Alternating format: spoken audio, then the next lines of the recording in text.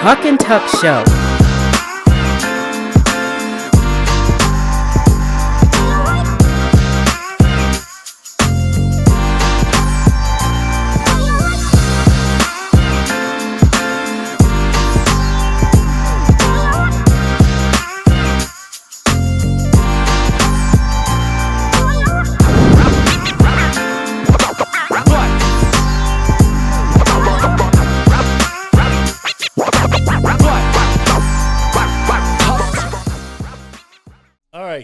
Hey, everybody out there. This is a special episode.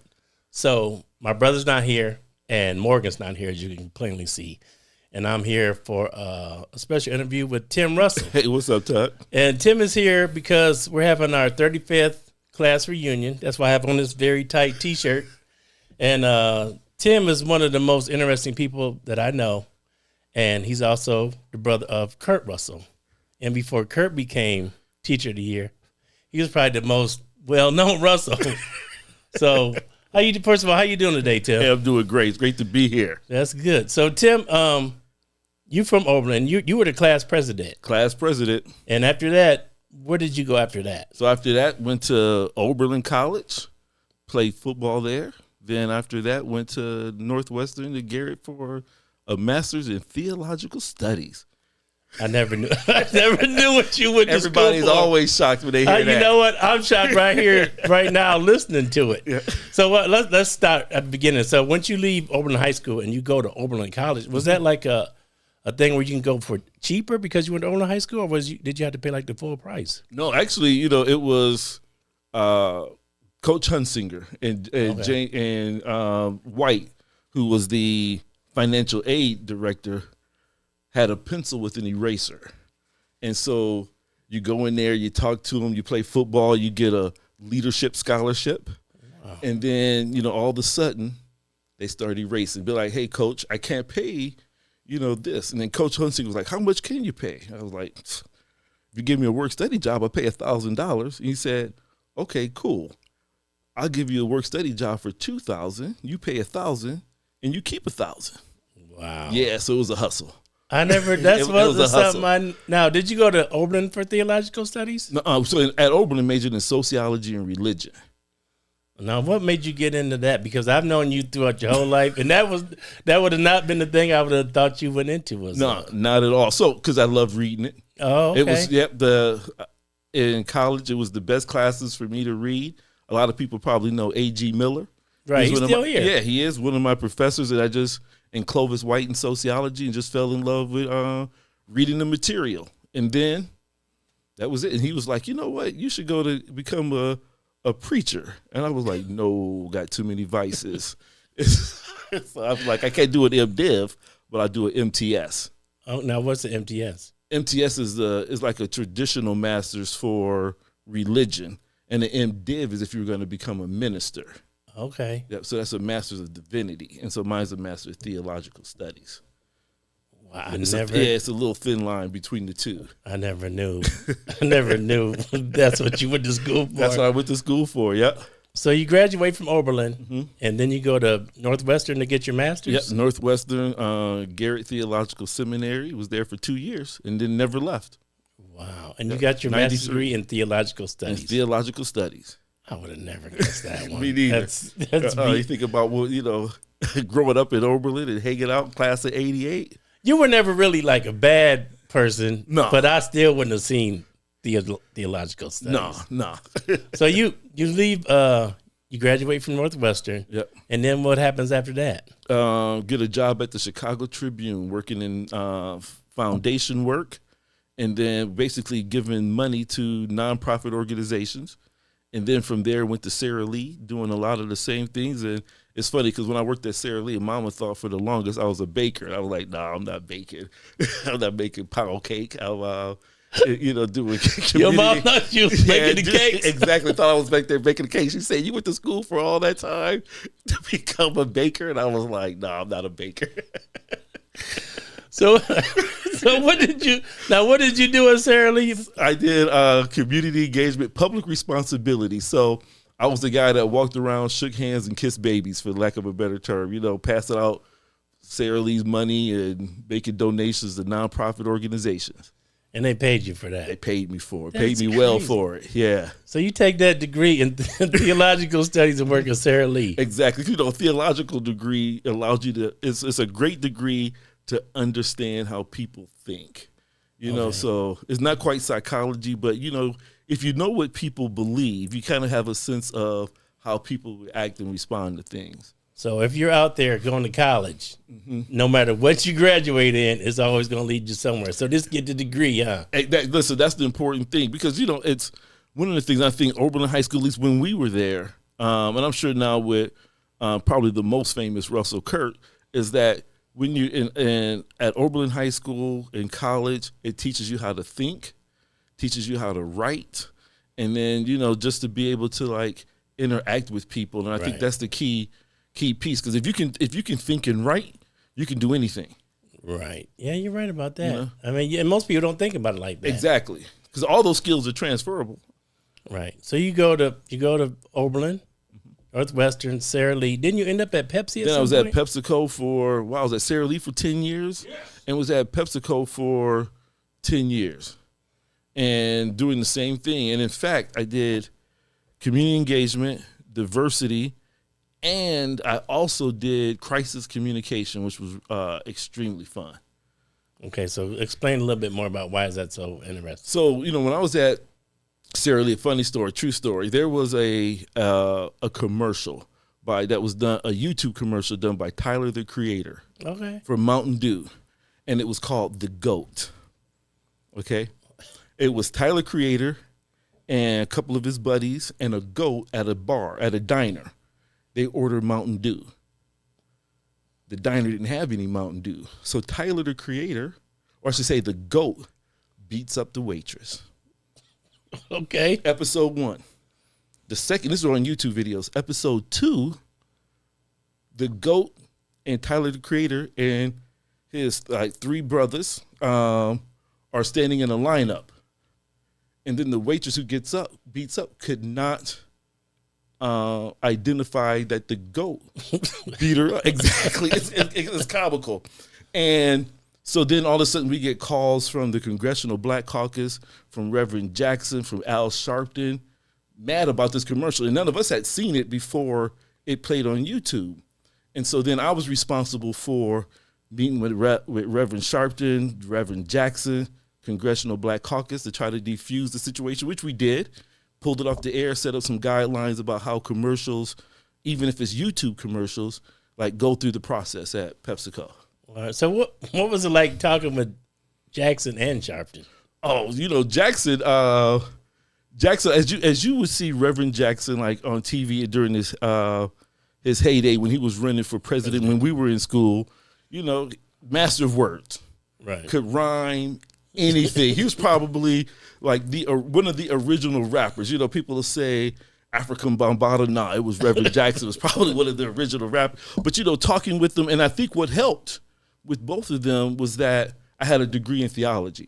So then it was that level of trust, and so we would talk. And then, and what was also interesting is that throwing a little story about, and I think Kurt may have mentioned this when you interviewed him, is that my mom grew up in Linden, Alabama, right, and grew up with the Abernathys. Okay, that was with Dr. King. Dr. King, right? And and Jackson's with Dr. King, so I threw in the Abernathy piece, Linden, Alabama, and then it was like they got real comfortable. They got real comfortable. They let the guard down. And so even to this day, in my job, if I need Reverend Jackson to come and do something for us, he'll show up. Yeah, I mean he's not in the best of health now, but real good. And then, Reverend Sharpton, this was when Reverend Sharpton had gotten skinny. Oh, yeah. So this wasn't the big Reverend Sharpton in the sweatsuit. Skinny Al. This was Skinny Al, in his suits. But, same thing, very charismatic and could talk about anything. Yeah, that's crazy. So you worked at Pepsi. Now, also, didn't you get to do Soul Train Awards and stuff like that? Yep, Soul Train, the Image Awards, worked on all of those. And so yeah, got to see and meet some famous people. Yeah. Now, of all those people like Sharpton, Jackson, I don't care about, the one person that you met that I'm totally jealous of is Thelma from Good Thelma Times. from Good Times. When you see that, like, man, I'm so sick. I was like, man, I wish I could have been there to see that because I'm like, man, I love Thelma from Good Times, and I was like, man, Tim got it made. I was like, what kind of job is that? And so Thelma was Bernadette was when the Urban League had its annual conference in Cincinnati, and so we had a booth in which we had Jim Jackson. We had Cornbread Maxwell running drills for kids, and then Bernadette was on the side signing pictures and autographs. That's how we get traffic, so people then would sample everything from Flamin' Hots to Pepsi. Yeah. Well, so now tell me, was you in awe of them when you met her? Because I'd have been in awe. Well, it was in awe. Because if you think about it, especially every black man our age when we were kids. It was, Thelma, Winona, Jane Kennedy. Yeah, exactly. Vanity, Apollonia. Exactly. And you had your Jet magazine, the centerfold, page 44. So yeah. Yeah, that was something else. So you stayed at Pepsi. Now, you left Pepsi since then, right? Yeah, left Pepsi. So now I'm with WTTW, Chicago's PBS station. So community engagement, diversity, and then also do a lot of work in terms of helping with our documentaries that we do, like Ida B. Wells, called Chicago Stories. Oh, okay. So Ida B. Wells, Jane Addams, all of those type of stories that for people or things that happen in Chicago. Oh, but only Chicago. Only Chicago. But then we do these digital series around issues that impact, Chicago and the world. So we did a series on gun violence, life after prison, segregation, and which is a digital series. So yeah. Now, are you ever gonna do something like on the Johnson family that create like Ebony magazine and Jet and all that? Because didn't they start in Chicago too? They started in Chicago too. So that's on our short list of potential shows for upcoming season. With those, because there's a lot of rights that you have to clear before you can do. I mean, any type of documentary or show, there's a lot of rights that has to be cleared before you can copyrights, even if it's images or clips, if we don't own it, you have to get it from somewhere. And Johnson Publication owns all of it, all of theirs basically. And so I wonder if they're on, do they do internet stuff now? Because I know nobody really reads the magazines. Yeah, I think, and that's the thing, I think most, when you think of TV, when we were kids, TV was appointment TV. So you had to be home on Thursday at 8 o'clock to catch Cosby, then Different World. Right. Or you missed it. Or you missed it. And you maybe can get it in the summer when they ran reruns. Now, everything is digital, and digital streaming. And so those where the numbers are. Yeah. Well, that's cool. So you're back here, and you think you ever come back here, or you're just staying where you're at, that you're good in Chicago? No, I love Chicago, but nothing's like Oberlin. Never say never. Yeah. But once you get the big city settled, you can't wife, kids there. It's Chicago's good. The things that people hear about Chicago isn't as bad as what Depends on where you live. And I'm sure you don't live on the south side. No, I don't live on the south or west side, but it's good though. You can still go over there, south and west side. It's like when we were kids, which was always taught: keep your head on the swivel. Yeah. Now, since speaking of your family, you got 2 children, right? 2, yep. And they're both going to college? Yep. So my son's a sophomore he'll be a sophomore starting this fall at Northwestern, and then my daughter's a senior in high school. Now your son, does he get like a legacy? Huh? Is that a legacy? It's considered a legacy. Really? So even though the Supreme Court, said no affirmative action, they didn't outlaw that legacy. Yeah, so get the legacy. I was trying to get a legacy for, hopefully my daughter go to Oberlin, but she's looking at some other schools as well. So what's your son going to school for? Engineering, mechanical engineering. Okay. So when he was a kid, when you graduate from preschool and you draw on your cap, the little paper cap that they make for their preschool graduation, he drew a car, and then he spelled car, K-A-R, which was hilarious. And then he said he wanted to be a car designer. And then what happens is that it never changed. He could tell you anything you want to know about a car. He can just anything mechanical is kind of how he is. And so it never changed with him. Oh, that's interesting. I didn't know, because I know most of your family and most of you guys are in education. Have you Kurt, of course, and Jerry. Yeah. And none of you guys are like engineers, though. But my wife's brother, Joy's brother, is an engineer for Rolls-Royce. He does really? helicopter engines. And then Joy's dad was he was a mechanic in the Navy during Vietnam so they get War. it from the other side. So you get it from the other side, yeah. And then Ava's more of an arts type of education type person. So that's where Ava gets that from. I would say from my side. Okay, yeah, because I didn't know, and it's like Kurt's son, he gets his stuff from his mom's side too, because he wants to be like in law, like a sports agent, right? Exactly, because that's where his uncle Donald's brother is a sports agent. Oh yeah, that's cool that they all those kids are doing good. Like the next generation, they're gonna outclass you and Kurt. For sure. The whole goal is for everyone to do better. Do better, yeah. Exactly, Yeah, my kids, they crossed that bar as soon as they got out of high school. So it was easy for them. It was easy for them. Got that tuck? Come on. Yeah, it was a piece of cake for them. But you got your own business? Yeah, I've been struggling at it for years too. I need some help. Hey, but you got a big truck, so as long as you got a big truck and you can haul stuff. Yeah, people come in and ask you for favors all the time. Exactly. They don't pay you? Man, there's so many favors I'm owed. It's ridiculous. It don't even make no sense. So since you're back 35 years out of school, what's some of your greatest memories of being in high school at Oberlin? Oh, man, I can think of, I would say, greatest memory. That's a great question. I would say football was a great memory, even though our senior year went 0-10. We'll talk about that. But the funny thing was watching Ike. I think you can find that clip on YouTube somewhere. Oh, him and Tyrone Nelson? Tyrone Nelson hit Ike so hard, Ike did like 3 flips in the air. I think we were at Elyria West when that game happened. Yep. They had a good team back then. They had Tovar. Yep. It was tough. It was it Sean Quinn on that squad? He might have been. He's our age. I know that. He might be a little bit older. But I know he's close. But yeah, so there I say playing, growing up playing wiffle ball. Yeah. But yeah, that's the great thing about Oberlin. You just you would go and just kind of hang out. So yeah. Yeah, that's what I say too. I still live here. I'll probably die here. I ain't going nowhere. So it's cool to have you back here, though, man. And I'm glad for you to come on. And we want to know: do you have like social media stuff that you like? Do you have social media presence? Do you do like Facebook, Instagram? So what are they? In case people want to get to know you a little bit better. Oh, so Facebook is just Tim Russell. Instagram is Tim Russell. Exactly. Nothing fancy. Instagram is Senior Russell. You can see all my cigars, my bourbon, scotch, you're a big barbecue. Yeah, you're a big aficionado. You was over there smoking those cigars with Seth. I don't know anything about them. Oh, it's like people. You know what? I always tell people, cigars is like people who love wine. If I'm not a wine drinker.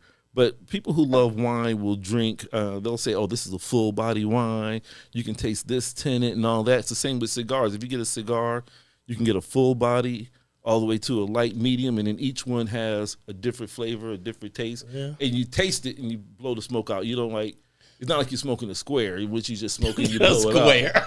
Yeah. For people that don't know, that's a cigarette. That's a cigarette, yeah, square or Lucy. Yeah, so what's the most expensive cigar you've ever purchased? Oh, the most expensive cigar I probably ever purchased was probably, it was probably $35-$40. Oh, that ain't too bad. That ain't, it's not too bad. I thought that was a lot. I seen you with the traveling humidor. You got one at home too? I got at home. I probably got about 10 humidors. Each hold about 100 cigars. Jeez. Yeah. You got all that? They're all filled up? They're all filled up.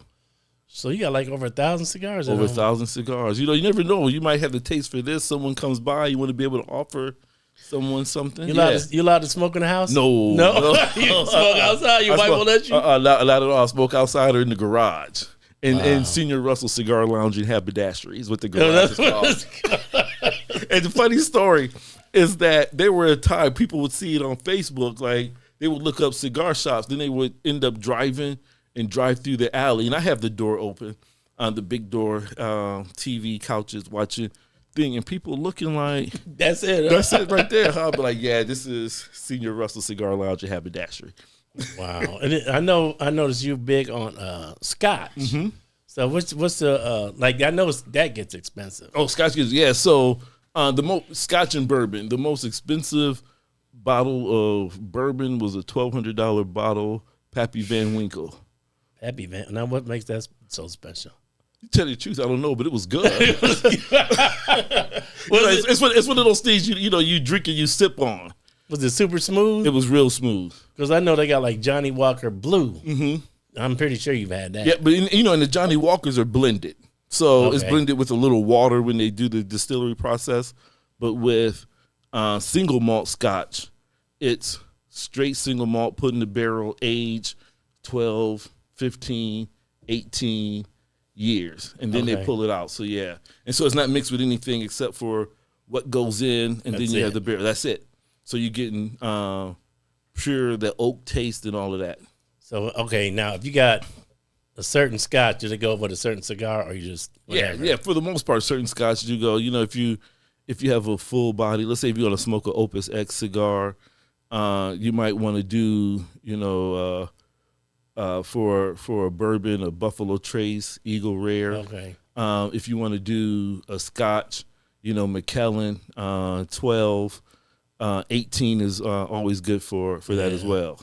Yeah, we had me and Chucky. Yeah. He said, man, you got to get that Glenlivet 18. I said, I don't drink scotch, Chucky. He's like, just try it. Yep. That's good. It's real good. Yep, just put it, you can drink it nice and neat, or take just a little drop of water to open it up and let it breathe. Oh, that's all you need. You need just a little drop. Just a little drop of water. Sometimes what people do is that they put a whole bunch of ice in there, and then they end up getting watered down and you lose it. But then, like, if you mix in a drink, if you're going to make like an old-fashioned or a Manhattan, you get the cheap bourbon. Yeah, you were drinking old-fashioned last night, right? Yeah, you get the cheap one because you got all the other stuff mixed in. Because, at the where we were at last night, they didn't have the top shelf. So I didn't do shit. Top shelf McClellan or? Yeah, I didn't see it when I was there. I know they got Glenlivet in there. Okay. But you probably just wasn't looking for it. No, I wasn't looking for it. So, yeah. Okay. If I'd have known, that's what I would have had.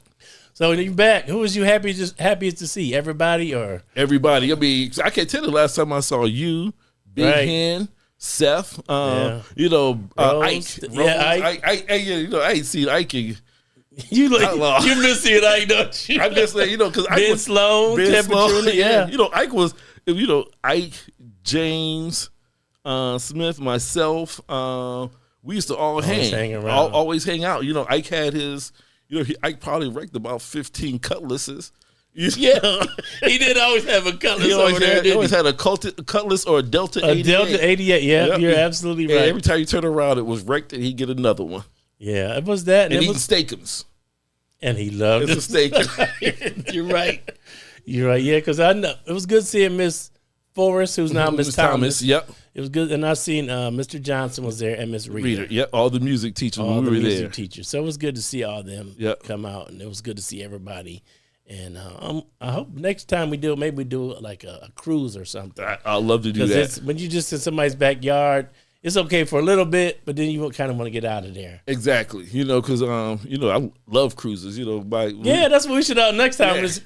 Maybe not even wait 5 years to say, hey, man, let's just take a cruise. Exactly. Because, before COVID, that was my joy in the kids. That was our vacation. Oh, really? We had the little on Royal Caribbean, and we had like the status. Oh, really? Which is good. Yeah, it was like what was it called? King Cruiser was what you would get. Oh, okay. Which is great. All right. Well, I'm about to wrap this up. How long we been on, Matt? 25. Oh, that was fast. It goes by fast, bro. Man, it don't take long. You're talking. It's real easy. I got to do the sponsors, which is Johnny's Carryout, Doobies Smoke Shop, The Arb, Oberlin Weekly, and Prestige Detailing. I'm never good at remembering what they are. And I see Morgan just came in, and I'm going to use her to sign off. Adios, and see you next time. All right, thank you.